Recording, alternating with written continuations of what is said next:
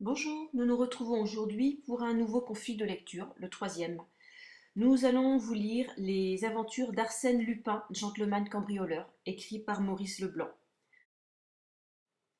Nous dédions la lecture d'aujourd'hui à Léonard qui a perdu son chat pendant le confinement.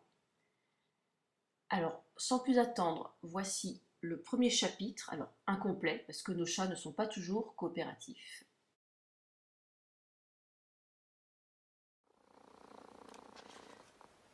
Chapitre 1. L'arrestation d'Arsène Lupin. L'étrange voyage. Il avait si bien commencé cependant. Pour ma part, je n'en fis jamais qui s'annonça sous de plus heureux auspices. La Provence est un transatlantique rapide, confortable, commandé par le plus affable des hommes. La société la plus choisie s'y trouvait réunie.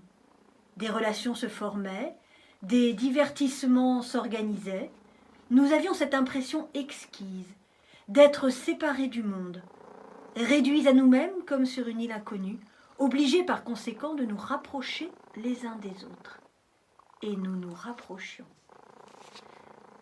Avez-vous jamais songé à ce qu'il y a d'original et d'imprévu dans ce groupement d'êtres qui, la veille encore, ne se connaissaient pas et qui, durant quelques jours entre le ciel infini et la mer immense, vont vivre la vie la plus intime, ensemble, vont défier les colères de l'océan, l'assaut terrifiant des vagues et le calme sournois de l'eau endormie?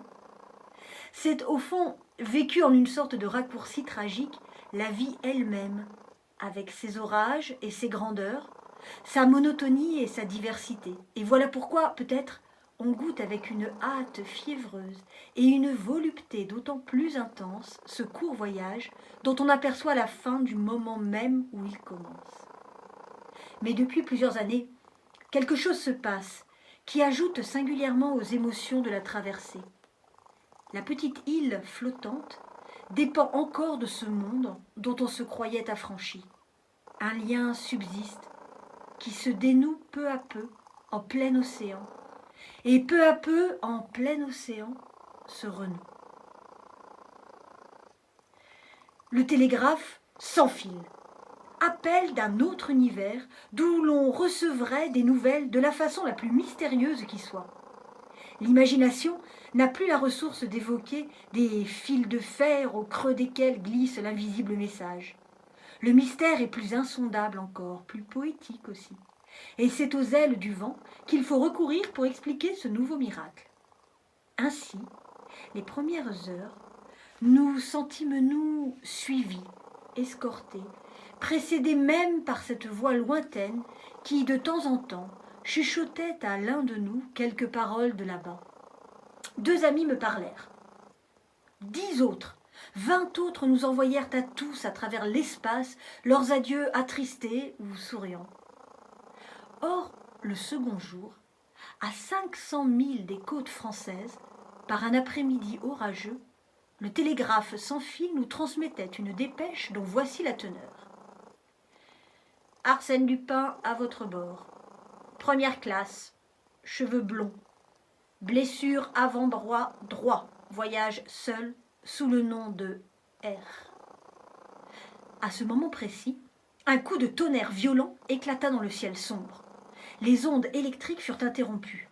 Le reste de la dépêche ne nous parvint pas. Du nom sous lequel se cachait Arsène Lupin, on ne sut que l'initiale. S'il se fût agi de toute autre nouvelle, je ne doute point que le secret en eût été scrupuleusement gardé par les employés du poste télégraphique, ainsi que par le commissaire du bord et par le commandant. Mais il est de ces événements qui semblent forcer la discrétion la plus rigoureuse. Le jour même, sans qu'on pût dire comment la chose avait été ébruitée, nous savions tous que le fameux Arsène Lupin se cachait parmi nous. Arsène Lupin parmi nous, l'insaisissable cambrioleur dont on racontait les prouesses dans tous les journaux depuis des mois. L'énigmatique personnage avec qui le vieux Ganimard, notre meilleur policier, avait engagé ce duel à mort dont les péripéties se déroulaient de façon si pittoresque. Arsène Lupin, le fantaisiste gentleman qui n'opère que dans les châteaux et les salons, et qui, une nuit où il avait pénétré chez le baron Schormann, en était parti les mains vides, et avait laissé sa carte ornée de cette formule: Arsène Lupin, gentleman cambrioleur, reviendra quand les meubles seront authentiques. Arsène Lupin, l'homme aux 1000 déguisements, tour à tour chauffeur, ténor, bookmaker, fils de famille, adolescent, vieillard, commis voyageur, marseillais, médecin russe, torero espagnol, qu'on se rende bien compte de ceci. Arsène Lupin, allant et venant dans le cadre relativement restreint d'un transatlantique, que dis-je, dans ce petit coin des premières où l'on se retrouvait à tout instant dans cette salle à manger, dans ce salon, dans ce fumoir. Arsène Lupin, c'était peut-être ce monsieur, ou celui-là, mon voisin de table, mon compagnon de cabine. Et cela va durer encore 5 fois 24 heures, s'écria le lendemain Miss Nelly Underdown. Mais c'est intolérable. J'espère bien qu'on va l'arrêter. Et s'adressant à moi: Voyons, vous, monsieur d'Andrézy, qui êtes déjà au mieux avec le commandant, vous ne savez rien? J'aurais bien voulu savoir quelque chose pour plaire à Miss Nelly. C'était une de ces magnifiques créatures qui, partout où elles sont, occupent aussitôt la place la plus en vue. Leur beauté autant que leur fortune éblouit. Elles ont une cour, des fervents, des enthousiastes. Élevée à Paris par une mère française, elle rejoignait son père, le richissime Underdown de Chicago. Une de ses amies, Lady Gerland, l'accompagnait. Dès la première heure, j'avais posé ma candidature de flirt. Mais dans l'intimité rapide du voyage, tout de suite son charme m'avait troublée et je me sentais un peu trop émue pour un flirt quand ses grands yeux noirs rencontraient les miens. Cependant, elle accueillait mes hommages avec une certaine faveur. Elle daignait rire de mes bons mots et s'intéresser à mes anecdotes. Une vague sympathie semblait répondre à l'empressement que je lui témoignais. Un seul rival peut-être m'eût inquiété, un assez beau garçon, élégant, réservé, dont elle paraissait quelquefois préférer l'humeur taciturne à mes façons plus en dehors de Parisien. Il faisait justement partie du groupe d'admirateurs qui entourait Miss Nelly lorsqu'elle m'interrogea. Nous étions sur le pont, agréablement installés dans des rocking-chairs. L'orage de la veille avait éclairci le ciel. L'heure était délicieuse. « Je ne sais rien de précis, mademoiselle, » lui répondis-je. « Mais est-il impossible de conduire nous-mêmes notre enquête, tout aussi bien que le ferait le vieux Ganimard, l'ennemi personnel d'Arsène Lupin ?»« Oh, vous vous avancez beaucoup. »« En quoi donc? Le problème est-il si compliqué? Très compliqué. C'est que vous oubliez les éléments que nous avons pour le résoudre. Quels éléments? Petit 1, Lupin se fait appeler Monsieur R. Signalement un peu vague. Petit 2, il voyage seul. Si cette particularité vous suffit.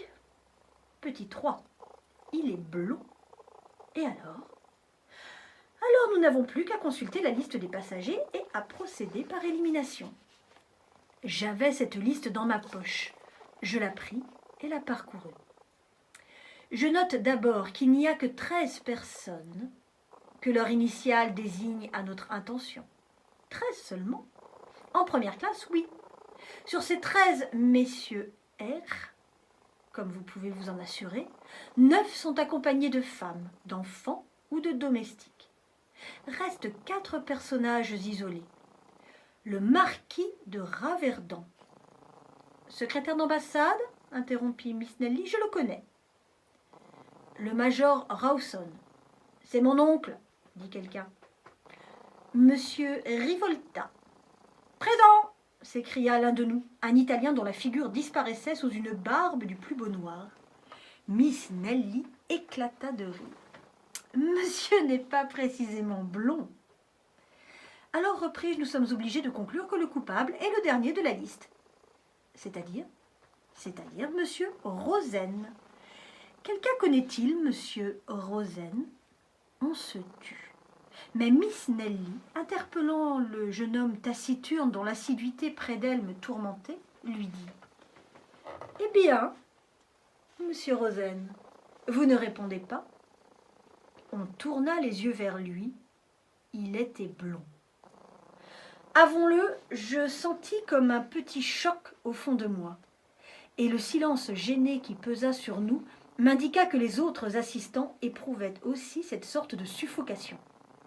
C'était absurde d'ailleurs, car enfin rien dans les allures de ce monsieur ne permettait qu'on le suspectât. « Pourquoi je ne réponds pas ?»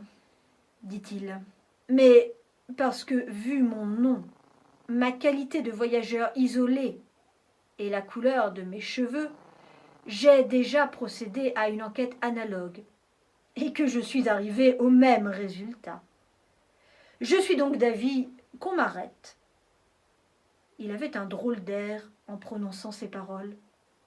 Ses lèvres minces comme deux traits inflexibles s'amincirent encore et pâlirent. Des filets de sang strièrent ses yeux. Certes, il plaisantait. Pourtant, sa physionomie et son attitude nous impressionnèrent. Naïvement, Miss Nelly demanda « Mais vous n'avez pas de blessure ?»« Ah, il est vrai, dit-il, la blessure manque. » D'un geste nerveux, il releva sa manchette et découvrit son bras. Mais aussitôt, une idée me frappa. Mes yeux croisèrent ceux de Miss Nelly. Il avait montré le bras gauche. Et ma foi, j'allais en faire nettement la remarque quand un incident détourna notre attention. Lady Gerland, l'amie de Miss Nelly, arrivait en courant. Elle était bouleversée. On s'empressa autour d'elle, et ce n'est qu'après bien des efforts qu'elle réussit à balbutier. « Mes bijoux, mes perles, on a tout pris. » Non, on n'avait pas tout pris, comme nous le sûmes par la suite. Chose bien plus curieuse, on avait choisi.